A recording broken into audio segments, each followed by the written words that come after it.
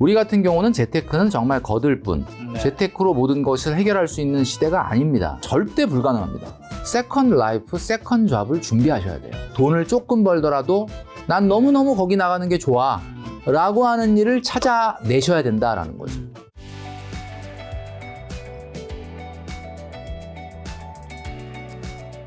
자, 이번 시간은 노후 준비 굉장히 관심이 요즘에 워낙 100세 시대니까요. 그렇죠. 아무래도 또 이제 일할 수 있는 시간은 많지 않은데 남아야 되는 시간이 더 많아지고 있으니까 더 많이 걱정이신 것 같은데 노후 준비, 그 준비를 가장 사회 활동을 많이 하는 30대 이때 갖고 있는 금융 자산으로 노후가 결정되는 걸까요? 아무래도? 이제 뭐 언론에서 아마 네. 최소 얼마 있어야지 이미 30대 때 결정이 된다 뭐 이런 그러니까. 이야기를 한 적이 있었는데 그건 네. 뭐 사실은 그걸 쓰신 분이 어떤 취지로 그걸 썼는지 모르겠지만 그 말도 안 되는 얘기죠. 사실은 그 현재 가치나 미래 가치에 대한 개념도 사실은 조금 불분명하고 그 다음에 또 중요한 거는 우리가 이제 자산으로 노후 준비가 된다라고 생각하는 걸 버려야 된다라고 제가 과거에도 계속 말씀드렸는데 네. 결국 현금 흐름으로 해결을 해야 되죠. 그러니까 우리가 어떤 자산에 투자를 해서 그 자산이 성공해가지고 노후 준비가 되던 거는 우리 부모님이나 우리 조부모님 세대나 가능했던 거고 우리 같은 경우는 재테크는 정말 거들 뿐 네. 재테크로 모든 것을 해결할 수 있는 시대가 아닙니다. 일단 제가 그렇게 보는 이유 중에 하나가 뭐냐면 이 스태그플레이션이라는 것 자체가 앞으로 계속될 거라고 보거든요. 그러니까 자본주의가 성숙해질수록 이 인플레이션에 대한 문제가 끊임없이 부각이 되는데 이 스태그플레이션이라는 것 한마디로 경기는 계속 불황인데도 물가가 높은 시기가 온다는 거죠. 근데 이 물가가 세 군데에서 와요. 첫 번째 자산이 비싸지고 네. 두 번째는 재화나 서비스가 비싸지고 그 다음에 임금이 올라갑니다. 근데 여기서 말하는 임금은 물가가 올라간 다음에 올려주는 거니까 뭐 실제로는 실질 임금이 그렇게까지 빨리 안 올라가고요.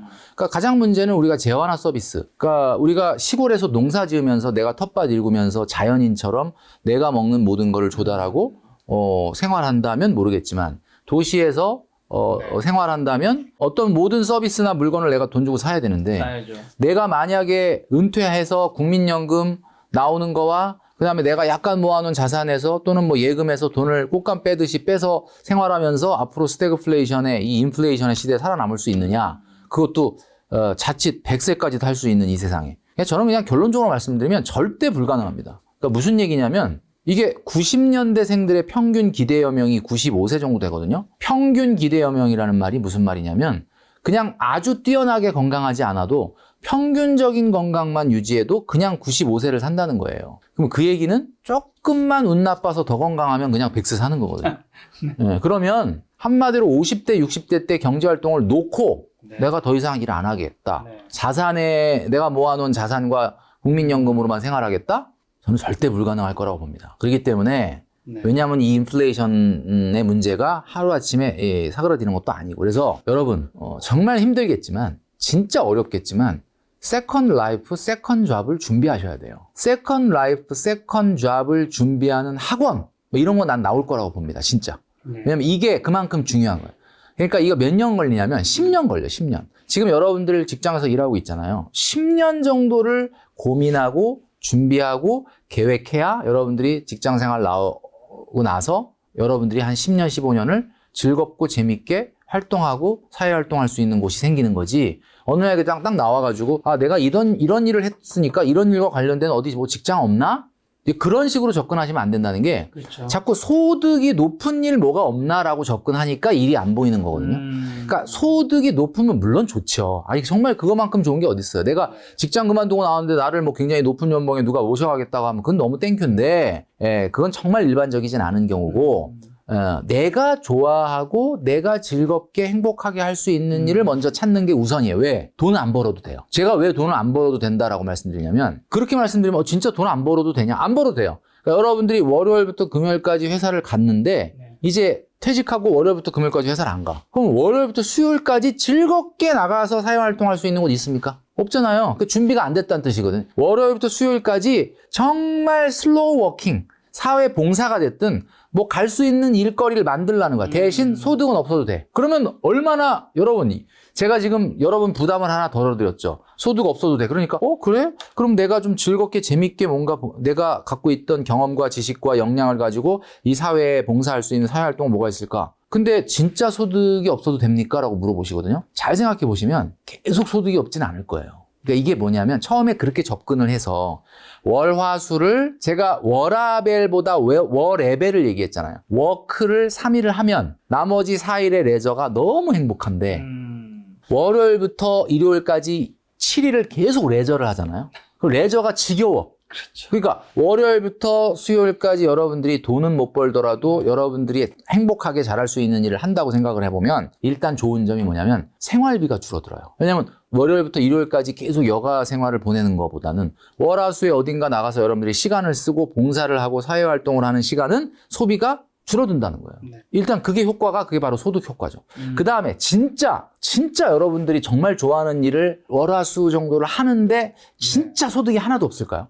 진짜 뭐 그럴 수도 있겠는데 생기겠죠. 그렇지는 않을 거다. 여러분들이 10년 동안을 여러분들이 그러니까 외국에서는 리타이어먼트라 그러면 굉장히 축하를 해준다는 거예요. 왜 축하해주냐 그랬더니 하기 싫었던 일에서 하고 싶었던 일로 갈아타는 이벤트니까 축하를 해준다는 거지. 우리나라 사람들은 그냥 리타이어먼트 그러면 그냥 밀려나는 거라고 생각을 하잖아요. 그러니까 여러분 제가 지금 말씀드린 관점으로 10년 설계를 해서 세컨드 라이프, 세컨드 잡을 잡으셔야 됩니다. 그래서 15년간은 돈을 많이 못 벌더라도 여러분들이 정말 즐겁게 사회 참여를 할 수 있는 일을 하면 소득도 증가하고 소비도 줄어들기 때문에 인플레이션 시대를 대비할 수 있지. 50, 60대 하던 일 그만두고 나와서 에이 그냥 아껴 쓰면 되지 뭐. 그냥 집에서 어디 안 나가고 넷플릭스만 보면 되지 뭐 하면서 노후 생활을 시작하시면 그게 안 된다는 거거든요. 그래서 어떤 자산에 투자를 할 거냐라는 얘기는 뭐 제가 앞서도 많이 얘기했기 때문에 뭐 사실 중언부언이 될 수 있으니까 그 얘기는 빼고 노후 준비 어떻게 접근할까라는 이야기로 제가 말씀을 드리는 거거든요. 자, 10년 정도의 준비 기간을 거쳐서 제발 돈을 조금 벌더라도 난 너무너무 거기 나가는 게 좋아 라고 하는 일을 찾아내셔야 된다라는 거죠. 그게 바로 여러분들 노후 준비다. 저는 이렇게 말씀드릴 수 있을 것 같습니다. 그럼 10년이라면 노후 준비는 한 마음부터는 준비해야 되는 건가요? 뭐 빠르면 좋겠지만 40대 때부터는 이제 설계를 해야 되겠죠. 내가 나중에 이제 회사나 지금 하고 있는 일을 퇴직했을 때 노후에 어디서 누구와 무엇을 하며 어떻게 지낼 것인지. 예, 보통 우리가 뭐 3W라고 하는데 뭐 where, who, what 뭐 이렇게 얘기하더라고요. 보통. 그러니까 어디서 누구와 무엇을 하면서 지낼 것이냐. 이것들을 좀 구체화하면서 여러분들이 세컨드 라이프를 설계를 하셔야 된다. 자산에서 나오는 자산 수익으로만 생활을 하려면 어마어마한 건물주든지 어마어마한 자산이 있다면이야 뭐 그건 가능하겠지만 그게 아니라고 한다면 불가능하다라는 점을 꼭 받아들이시는 것이 노후 준비의 첫걸음이라고 그러면 말씀드립니다. 좀 더 수치적으로 노후 자금은 어느 정도 있어야 좀 적당한 건지, 그 다음에 자금이 아니라면 이제 생활비, 은퇴 후 생활비는 딱 제가 어느 정해드리겠습니다. 정도인가요? 네. 우선은 이렇게 설계를 하시면 좋을 것 같아요. 한 달에 현재 가치입니다. 물론 항상 그 물가가 감안되어 있는 현재 화폐 가치로 지금 쓰시는 생활비에서 지금 쓰시는 한 달 생활비 있죠? 자, 거기서 노후에 안 나가는 비용은 교육비 안 나갑니다. 그렇죠. 교육비 빠져나가고, 그 다음에 대출 이자 안 나갑니다. 뭐 안 나갈진 모르겠지만 아마 그때는 많이 줄어들 거라고 보고요. 일단 두 가지를 빼세요. 그럼 뭘 빼냐면 지금의 생활비에서 교육비 그리고 대출 이자. 빠졌죠? 자, 빠지고 남은 거 얼마입니까, 여러분? 자, 그 생활비가 순생활비예요, 순생활비. 자, 그 순생활비 현재 가치죠? 자, 그 현재 가치의 2.5배 정도 듭니다. 2.5배. 왜 그러냐면 지금보다 여가 생활이 2.5배가 늘기 때문에 그렇거든요. 그러니까 2.5배 좀 너무 좀 과한 거 아니냐? 여러분 지금처럼 외식 시키고 지금처럼 해외여행 다니고 지금처럼 문화생활하고 지금처럼 운동하고 지금처럼 여러분 돈 쓰시잖아요. 쇼핑하시잖아요. 2.5배 들어요. 근데 그렇게까지는 좀 노후에는 안 해야 되지 않겠냐? 좀 줄여야 되지 않겠냐? 줄인다는 거는 뭐 어느 정도는 줄일 수는 있지만 여러분들의 생활 수준을 바꿀 수는 없거든요. 최소 2배는 든다고 봐야 돼요. 그렇죠. 2배. 그러니까 순생활비에 곱하기 2 나오셨죠, 금액? 자, 그 금액이 현재 화폐 가치로 죽을 때까지 매달 통장에 찍혀야 됩니다. 자, 어떠세요? 일 안 하고 될 것 같습니까? 그냥 뭐 재테크 해놓은 걸로 대충 꽃감 빼먹듯이 예금해놓은 걸로 됩니까? 안 되거든요. 제가 그래서 세컨드 라이프, 세컨드 잡을 설계해야 된다라고 말씀드린 거다라는 거죠. 그럼 걱정 없는 노후를 결정하는 요인은 이런 돈 말고는 또 좀 뭐가 있다고 생각하세요? 내가 좋아하는 일을 네. 하면서 시간을 보내야 되잖아요. 네. 근데 이제 그 좋아하는 일이라는 게 취미나 운동이나 레저일 수도 있지만 조금 사회에 뭔가 누군가의 필요를 해결해주는 일이면서 내가 좋아하는 일이면 더 좋겠다. 왜냐하면 어디 가서 내가 막 운동하고 취미하고 레저를 즐기는 거는 그냥 100% 소비잖아요. 물론 그것도 자아실현이라고 볼 수는 있겠지만 최소한 75세까지는 100세 시대니까 옛날엔 75세 그러면 뭐 거의 이제 75세 80세면 평균 수명이 그 정도였으니까 네. 그때 무슨 일을 하냐 무슨 사회 봉사를 하냐 네. 그냥 뭐 편안하게 여가를 즐겨야지 이렇게 됐지만 네. 이제 진짜 100세 시대가 된다라고 한다면 75세까지는 뭔가 내가 좋아하는 일을 하지만 그것이 누군가의 필요를 좀 해결해 줄 수 있는 일이면 좋겠다. 그럼 누군가의 필요를 해결해 주면 돈도 어느 정도는 생길 거잖아요. 그죠? 네. 그거에 포인트를 맞춰서 네. 생각하시면 좋지 않을까라는 생각이 듭니다. 아무래도 이 영상 보시는 분들은 또 나이가 많이 있으신 분도 많으실 텐데, 나이가 드신 분들 은퇴 후에 투자할 때 또 잘못 투자해서 뭐 큰 돈 잃을 때도 되게 많잖아요. 이제 은퇴 후 투자할 때 어렵게 뭐 큰 돈 잃지 않으려면 좀 어떻게 해야 될까요? 사실은 투자라는 것이 실패했을 때에 복구가 가능하냐라고 보면 이제 아무래도 60, 70 이후에 투자가 실패가 되면 복구하기 어렵지 않습니까?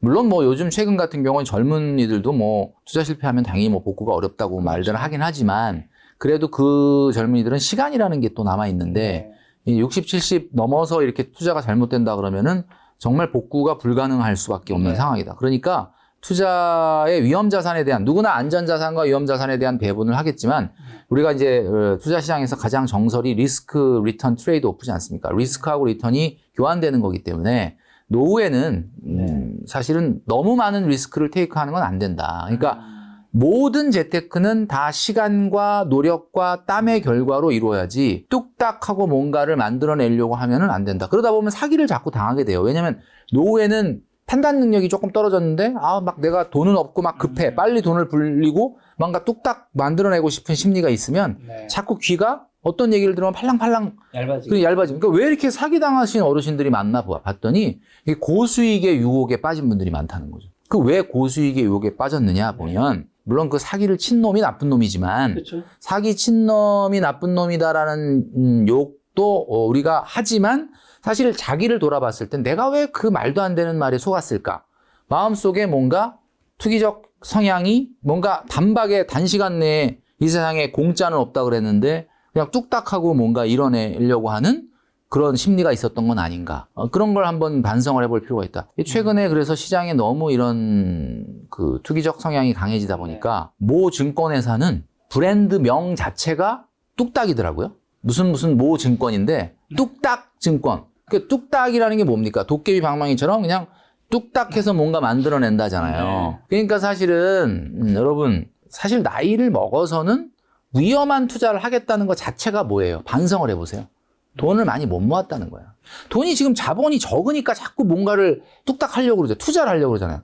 차곡차곡 돈을 잘 모아서 준비를 해왔다면 투자를 하더라도 내 전체 자산에서 뭐 10%, 20%그 정도 좀 잃어버려도 괜찮다 하는 정도를 투자할 텐데 막 내 전 재산을 막 70%, 80%를 막 투자를 끌고 오겠다는 생각을 하는 사람은 뭐예요? 자본을 제대로 형성하지 않았다는 뜻이에요. 반성을 해야 되는 거죠. 그래서 기본적으로 우리가 이제 노후에는 적어도 10%, 20% 이상 내 자산의 부분을 위험 자산으로 넣는 행동은 안 할 수 있게끔 미리 준비를 하자 이렇게 말씀드리고 싶습니다. 예. 네, 마지막으로 저는 이제 요즘에 몇 년 전부터 이제 유행했던 키워드가 뭐 욜로족이라든가 카푸어족 같은 것 그런 단어들이 참 걱정되는 것 중에 하나는 사실은 우리가 지금의 현재 내 행복이라는 게 굉장히 중요한 요소고 그리고 지금의 내 가치관이 영원히 변하지 않을 거라 생각하지만 사실 5년 전에만 해도, 그다음에 10년 전에만 해도, 그다음에 지금은 또 5년 후에, 10년 후에가 지금의 내 결정과 너무나도 크게 달라질 수 있잖아요.